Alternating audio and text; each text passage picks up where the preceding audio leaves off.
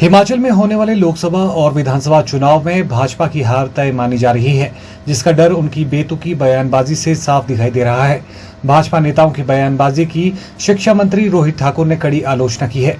रोहित ठाकुर ने कहा कि भाजपा अपनी हार निश्चित देखकर इस तरह की बयानबाजी कर रही है। भाजपा के पास ना तो कोई मुद्दा है और ना ही कोई तथ्य है, क्योंकि प्रदेश में मात्र 15 महीने के अल्पकाल में मुख्यमंत्री सुखविंदर सिंह सुक्खू ने विधानसभा चुनावों के दौरान कांग्रेस पार्टी द्वारा दी गई गारंटियों को अमली जामा पहनाया है। रोहित ठाकुर ने कहा कि कभी नेता प्रतिपक्ष जयराम ठाकुर तो कभी उनके प्रदेशाध्यक्ष राजीव बिंदल सरकार को कोसते रहते हैं, लेकिन उन्हें शायद इस बात का ज्ञान नहीं है कि सुखविंदर सिंह सुक्खू के नेतृत्व में भयंकर प्राकृतिक आपदा में भी शानदार काम किया है, जिसकी तारीफ विश्व बैंक और नीति आयोग ने भी की है, लेकिन भाजपा की केंद्र सरकार से कोई सहायता नहीं मिल पाई। निश्चित रूप में इस बारी मैं समझता हूँ सूर्य उदय होगा, और जो जैसे आपने कहा कि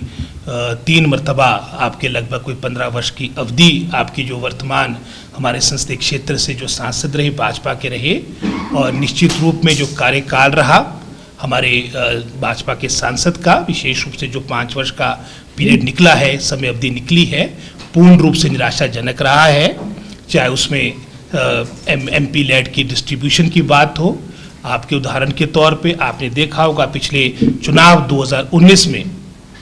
सर्वाधिक जो लीड हमारे भाजपा के प्रत्याशी को मिली थी, वो नालागढ़ विधानसभा क्षेत्र से लगभग 41,000 वोटों की लीड भाजपा प्रत्याशी के पक्ष में थी, और उसी प्रबुद्ध क्षेत्र नालागढ़ में लगभग 46 पंचायतें 46 पंचायत है, और उन 46 पंचायत में भी 27 ऐसी पंचायतें जहां पर एक भी रुपया आपका MP लेड के माध्यम से 5 वर्ष में उन्होंने बंटित नहीं किया। और यही पूरी दशा, चाहे वो सिरमौर की बात हो, चाहे जिला शिमला की बात हो, मैं समझता हूँ बहुत ही अनइवन तरीके से पैसे का बंटन किया गया, और जहाँ दिया भी गया मात्र अपने कार्यकर्ताओं को दिया गया। और जो हमारे मुद्दे थे विशेषकर आपके शिमला संसदीय क्षेत्र के, चाहे उसमें सिरमौर की बात करें, चाहे हम सोलन जिला की बात करें, शिमला जिला की बात करें, जो पब्लिक अनाउंसमेंट्स हमारे भाजपा के नेताओं की रही, चाहे उसमें मोदी जी की बात आती है, चाहे इनके अन्य शीर्ष नेताओं की बात आती है, कहीं पर भी मैं समझता हूँ हमारा पक्ष लोकसभा में रखने में असमर्थ रहे।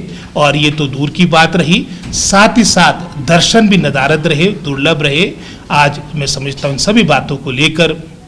जनता जनार्दन ने अपना मन बना दिया है कि हमने अपना आशीर्वाद हमारे युवा प्रत्याशी, कांग्रेस पार्टी के प्रत्याशी विनोद सुल्तानपुर जी को देना है। जहां कांग्रेस पार्टी ने समस्त हमारे, चाहे पार्लियामेंट के 4 सीटों की घोषणा की बात हो, चाहे 6 जगह जहां पर उपचुनाव हो रहे, बाई इलेक्शंस हो रहे हैं, सभी जगह अपने पार्टी के नॉमिनीज की घोषणा कर चुके हैं। और निश्चित रूप में मैं समझता हूं जिस तरह से एक प्रारंभिक जिस तरह का मैं समझता हूं आउटकम आ रहा है, लोगों का रुझान आ रहा है, वो कांग्रेस पार्टी के पक्ष में आ रहा है। और साथ ही साथ जहां अपने शिमला पार्लियामेंट्री कॉन्स्टिट्यूंसी की बात कही है, इसमें तो मैं समझता हूं प्रथम चरण में हमारे जो हमने जो अपने कैंडिडेट्स अनाउंस किए थे, उसमें हमारे मंडी संसदीय क्षेत्र से विक्रमादित्य सिंह जी, और हमारे शिमला संसदीय क्षेत्र से विनोद सुल्तानपुरी जी, तो मैं समझता हूँ लगभग कोई 15-20 रोज पहले उनकी घोषणा हो चुकी थी। और इन दोनों कैंडिडेट्स ने मैं समझता हूँ लगभग प्रथम चरण में अपने पूरे संसदीय क्षेत्र के अधिकतर चुनाव क्षेत्रों में भ्रमण कर दिया है। बहुत पॉजिटिव एक मैं समझता हूँ अच्छा रुझान है। और साथ ही साथ जो आज बैठक हमने अपनी आज रखी है शिमला संसदीय क्षेत्र की, उसमें हमारे जो इंचार्जेस है, हमारे जो ऑब्जर्वर्स है, पर्यवेक्षक है, उनकी बैठक है, ताकि मैं समझता हूँ ज़मीनी स्तर पे हम फीडबैक ले सके, क्योंकि अब इसके बाद मात्र लगभग कोई 20 दिन के आसपास की अवधि रहेगी। और इस अवधि के बीच में हमारा नॉमिनेशन भी 13 तारीख को विनोद सुल्तानपुरी जी अपना नॉमिनेशन फाइल करेंगे,